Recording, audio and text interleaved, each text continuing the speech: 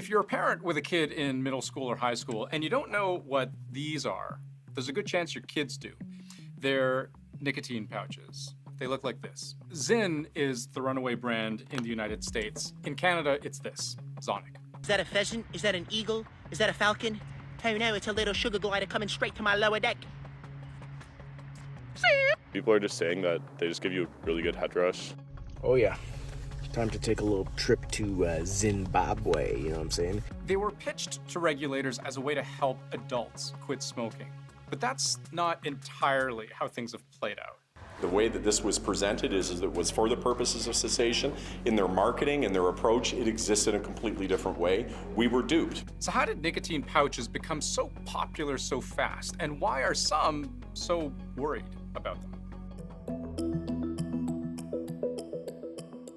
Tucked away in the upper or lower lip, these little pouches are pretty discreet. Smokeless, vaporless.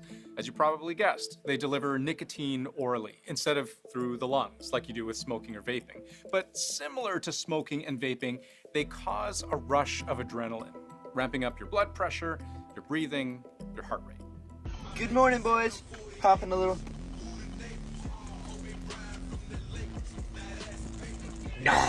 You feel a little bit more excited, more energized.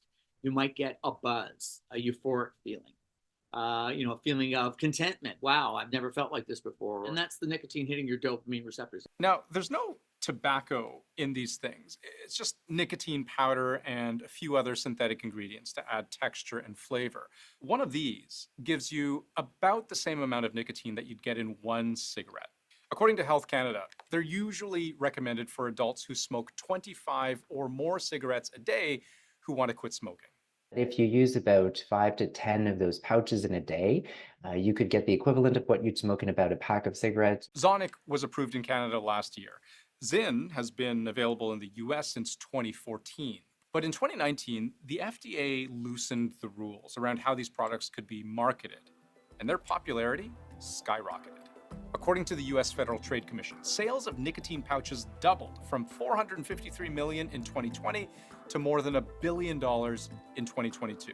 And you know who's buying? Anecdotally, in my practice as a pediatrician, I'm hearing more and more young people telling me that they've seen or tried these products, so they're certainly circulating.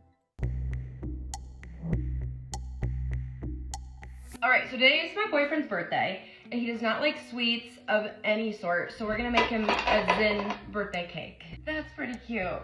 On TikTok in particular, Zyn isn't just a product, it's almost an entire subculture. It's got its own language. I've been frequenting Mr. Zyn here for a little bit. A little Michael Jackson, little Monica Lewinsky, little Zimbabwe. We're gonna throw in one top shelf where Mama keeps the peanut butter fit powder to put in your smoothies, and one lower decky Harriet Tubman Underground Railroad tuck. Posts with the hashtag Zyn and Zimbabwe now have hundreds of millions of views.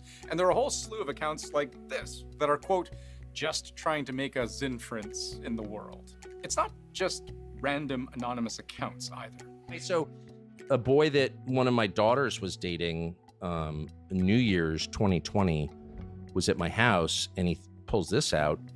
I'm like, what is that? He goes, it's the future. That's for Zyn, by the way. But and it's a 6 milligram. That's a heavy dose. But I'm not I'm a caffeine guy. I love caffeine. That's a lot like caffeine, but like even more. Although both Zyn and Zonnic pouches are technically a tool to quit smoking, and these companies say minors shouldn't be using them, consider the average smoker in North America is now well over 45, but the marketing campaigns, they feature people like this. My guess, they're a little younger. While there's not much evidence suggesting the consumption of nicotine by itself is dangerous, and in many cases, these kinds of products can help people significantly reduce their risk of COPD, lung cancer, and other chronic diseases if used to quit smoking, there is a growing concern about how nicotine affects younger people.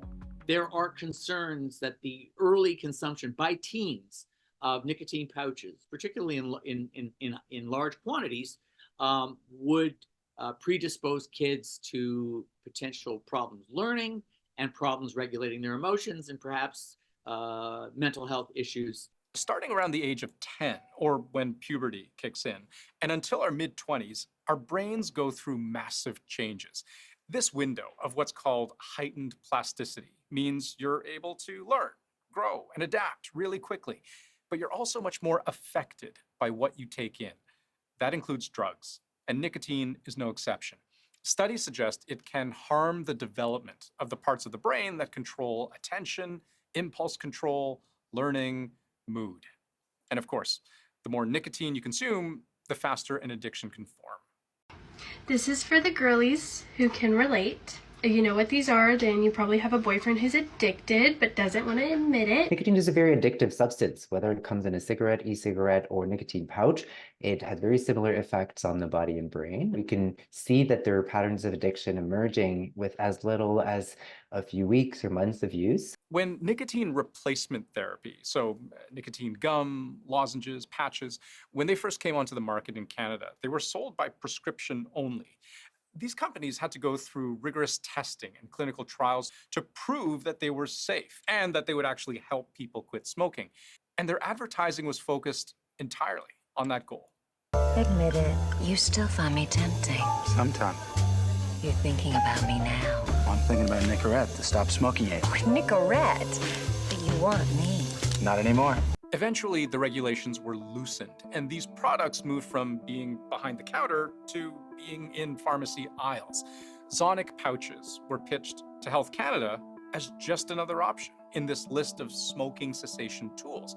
They argued that decades of research from Nicorette and others should be enough to grant them approval, and it was. But almost immediately, health experts and advocates started speaking out, worried about the lack of specific research behind these pouches. We're really in the dark here because these products have not been studied for smoking cessation in any population, really, in adults or in young people. There also aren't any information on how safe these products are in terms of the chemicals they may contain.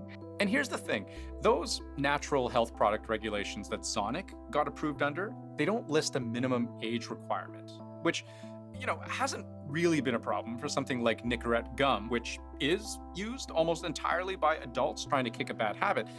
Something like Zonnic, however, is clearly appealing to a younger demographic. It's also everywhere, and it's cheap. Instead of being sold almost exclusively at pharmacies for $20, $50 a pack, it's on the shelves of 7-Elevens, gas stations, for as low as $6 a pack.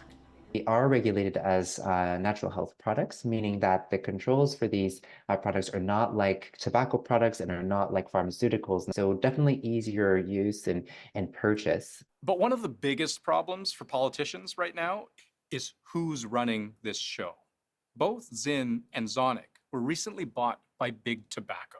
Imperial Tobacco Canada owns Zonnic, Philip Morris owns Zyn. And indeed, these pouches have given them a new marketing pipeline at a time when it's pretty much impossible to advertise their flagship products. And it's becoming harder and less socially acceptable to smoke. According to one study by an anti-tobacco advocacy group, one of the taglines Zyn uses most often is "Can't smoke, can't vape, can Zyn," which they say is highlighting the ability to use these products in spaces where traditional tobacco products are not allowed. These products are very discreet, so they don't produce a smell like you would get with a cigarette, and they're certainly easy to come by for young people without having to go through their parents to purchase them, for example. So many parents may not be aware that their child or their teen is using those products. In Canada, Imperial Tobacco says Zonnic reflects its dedication to harm reduction and commitment to help reduce smoking rates in Canada. That it is following all current regulations in Canada, including marketing laws, that it tells retailers not to sell to people under 18, and that it's actually urging the Canadian government to legislate that age restriction.